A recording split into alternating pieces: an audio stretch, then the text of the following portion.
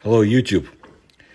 There was a fascinating attempt to reach the moon in the early 20th century, but very few people know about it. I'll describe it and also the unfamiliar Russian terms and largely unknown in the West persons, but at the end of this video. Among the turbulent events of the year 1917 in Russia, the mysterious disappearance of Ivan Korovin turned out to be almost unnoticed. A space researcher set off on a flight in an aircraft of his own invention, intending to reach the moon, and disappeared without a trace. Ivan Fedorovich Korovin was one of the wealthiest residents of Moscow of his time, and could have become a worthy successor to the old believer merchant dynasty. However, the enthusiast, who was passionate about science, used all his father's considerable inheritance to achieve a fantastic goal: to make the first interplanetary flight in history. Even as a youth, he had a burning desire to build a giant catapult for flight, and later began to look for other practical ways to solve the problem. Already in his teens, he showed remarkable engineering abilities and designed a tower with the height of 40,000 versta, 42,672 kilometers, from which ships or craft can be launched into the airless space using a catapult.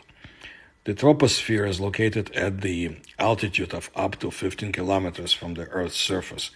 Above are the upper layers of the atmosphere with thin air, which are called airless space. NASA considers the boundary of space to be 122 kilometers from the Earth's surface. At the same time, Korovin was not an illiterate, self-taught man. His wealthy father approved of his son's hobbies and sent him to study metal science at the Paris Polytechnic Institute. After completing the course, the future space traveler returned to Russia. Korovin organized a metal laboratory where he developed the viscous Korovin armor, an 18-kilogram plate shell that covered the soldier's torso and protected him from bullets fired from the Mosinsk trilinear rifle. Along the way, Korovin joined the discussion about flights in the cosmic ether, because no one in those years knew that interstellar space was filled with a vacuum, and he was prone to the ideas of cosmism. At first, he was developing a project for an interplanetary airship that would fly on hot air. But then he became disillusioned with this idea. Korovin also rejected the concept of a jet engine. Your calculations convince me that this is not an engine, but a moth, a glutton, a self-eating entity. Should 9/10 of the weight of the projectile be given to fuel, but it would be also desirable to return from the moon, the inventor wrote to Konstantin Tsiolkovsky. Korovin defined the goal of his life as the creation of an ethereal apparatus. At that time, Nikola Tesla's theory that space was filled with ether was very popular. When his father died, the engineer-inventor became the owner of an inheritance of 350,000 rubles. Being an intelligent man, he placed them in various banks, Russian and foreign, receiving an annual rent of about 30,000. With this money, Korovin began to design the apparatus, a craft on which he was going to fly to the moon. That's when he became friends with the Russian promoter of science and teacher Konstantin Tsiolkovsky, who recommended Korovin to build an interplanetary airship. The engineering idea went further, and the inventor realized that magnetic force must be used to fly to the moon.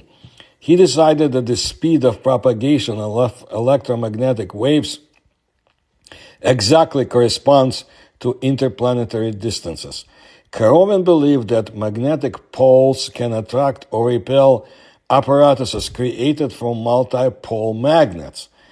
He identified the village of Stepnoye, Ostrogorsky district, Voronezh region, as one of these poles, and he bought his estate there.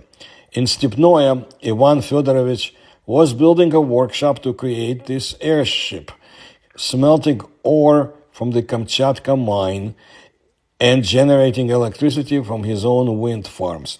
A narrow gauge railroad was even constructed to the estate. By the way, during the First World War, the workshop also produced trench shields by the government's order. Korovin begins to buy meteorites all over the world, looking for multipolar magnets in them.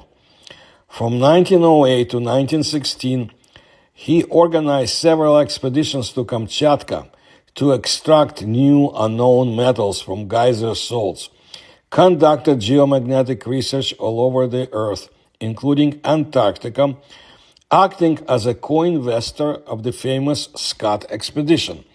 As a result, Ivan Korovin focused on studying the principles of magnetism. In particular, he defended the theory of the existence of multipole magnets.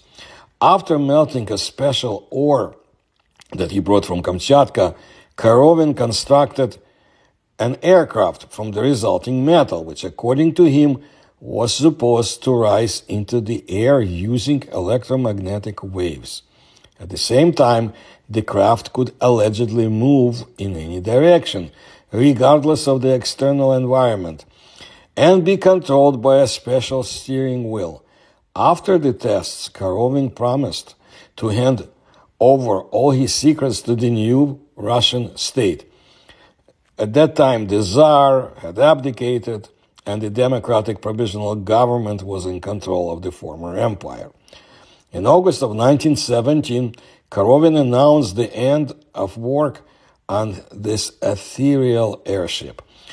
He sent out invitations to friends, acquaintances, and just famous people, to whom he offered to become a spectator of the launch of the first flight to the moon.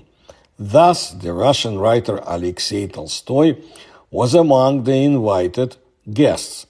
The flight was scheduled for August 21.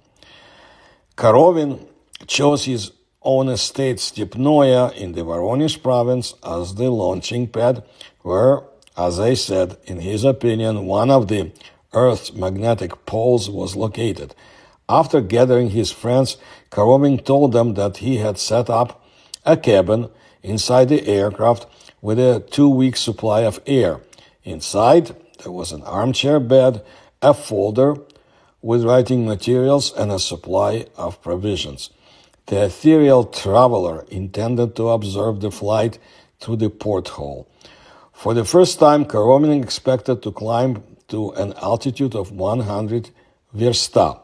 According to modern data, this is close to the age of space, and promised to go to the moon later, in the autumn of 1917.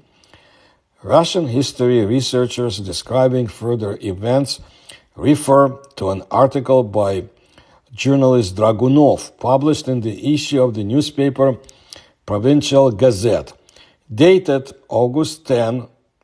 The new calendar would have it as August 23, 1917.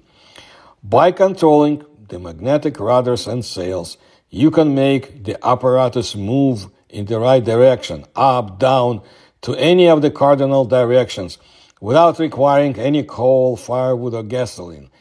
The apparatus is like a sailboat, for which there is always a tailwind. The idea of the device was suggested to him by his friend Tsiolkovsky, an elderly gentleman with a hearing tube. First waves his hands in protest and then bows shyly. There is a passenger cabin inside the apparatus.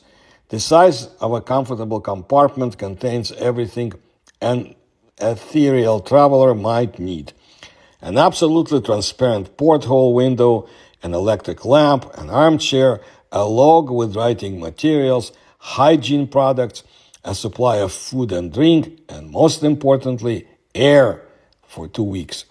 However, Mr. Korovin argues that in interplanetary space, in the absence of weight, food, drink, and air will be consumed incomparably less than on Earth.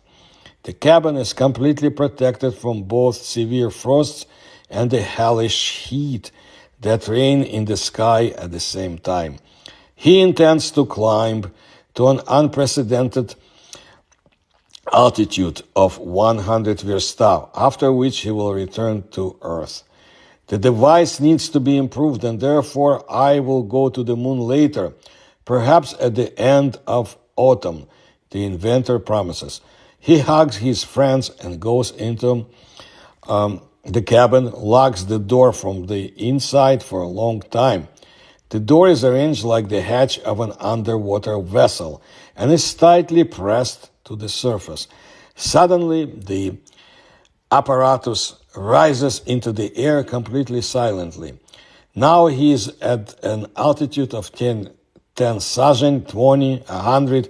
We all cheer together in honor of the pioneer of the ether. Meanwhile, the apparatus continues to gain altitude. After a quarter of an hour, it becomes a tiny speck.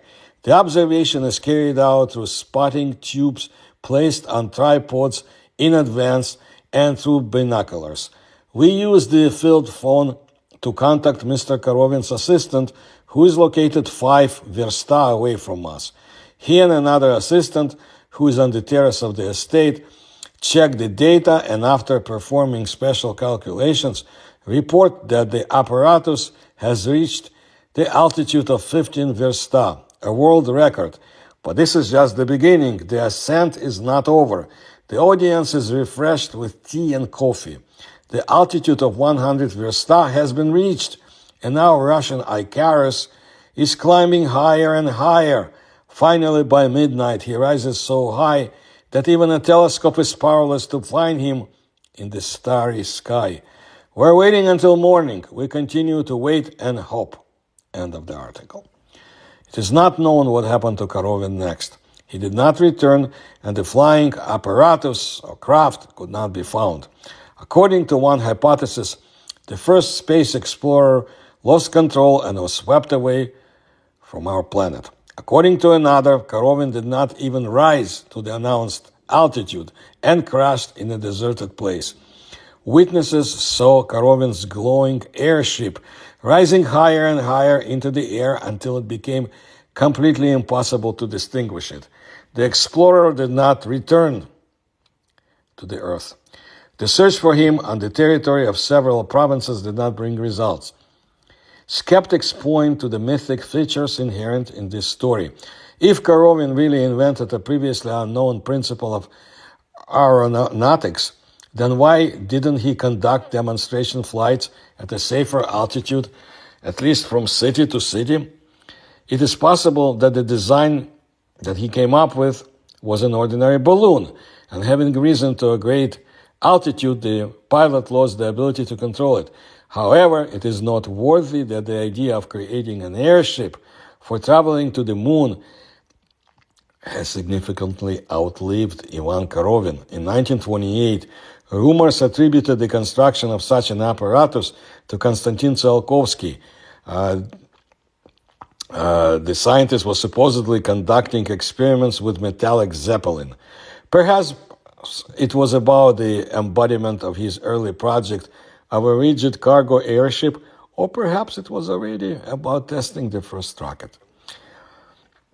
However, Korovin, the inventor, continued to live on in Tolstoy's novel Aelita in the form of the engineer Lось. The writer also gave character traits and biographies to Korovin and two heroes of the novel, Engineer Garin's hyperboloid, the engineer Garin himself and Professor Mantsov. By the way, in the novel Aelita, Tolstoy used cryptic knowledge and ancient sources about the escape of Earthlings from the vanished civilization to Mars in an egg-shaped craft. Now, for some explanations, as I promised. Versta is an obsolete Russian unit of length, defined as 500 sazhen. This makes a versta equal to 3,500 feet. Sazhen, I think, is about 7 feet. Now, Russian cosmism is a later term for philosophical and cultural movement that emerged in Russia at the turn of the 19th century and again at the beginning of the 20th century.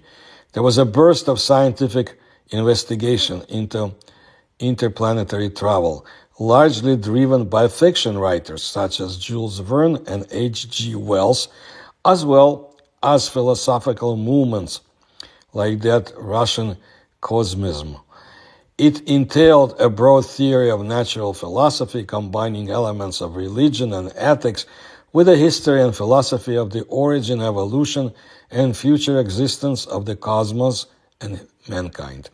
It combined elements from both Eastern and Western philosophic traditions, as well as from the Russian Orthodox Church. Of course, after the communists usurped power over the former empire, destroying the provisional government, and introduced their totalitarian socialism, the church, a religious institution, was removed from any significance and was under the control of the regime until 1991, when the communism disintegrated in the former USSR. The old believers, the so-called old ritualists, are Eastern Orthodox Christians who maintain the liturgical and ritual practices of the Russian Orthodox Church as they were before the reforms of the Patriarch Nikon of Moscow in the 17th century. Resisting the accommodation of Russian piety to the contemporary forms of Greek Orthodox worship, these Christians were discarded. Anathema was placed on them, together with their ritual, producing a division in Eastern Europe between the old believers and those who followed the state church in its condemnation of the old rite. Russian speakers refer to the schism itself as raskol, indicating cleaving apart. In translation, Konstantin Eduardovich Tsiolkovsky was a Russian rocket scientist who pioneered astronautics, space exploration and flight, along with Hermann Oberth and Robert H. Goddard. He is considered to be one of the pioneers of space flight and the founding father of modern rocketry and astronautics. That's what I wanted to let you know today. The story of a very unusual attempt at the bold researcher, brave thinker who disappeared without a trace, which in itself is very interesting, and it would be interesting to continue the search for him, but it's been over 100 years, so I'm not holding my breath for that, but it's very interesting, like I said. We'll see. If you like my research, please support me through the links you will find in the description to this video. Please like my videos. Please subscribe to my channel. Please tell others. Thank you for your attention to my work.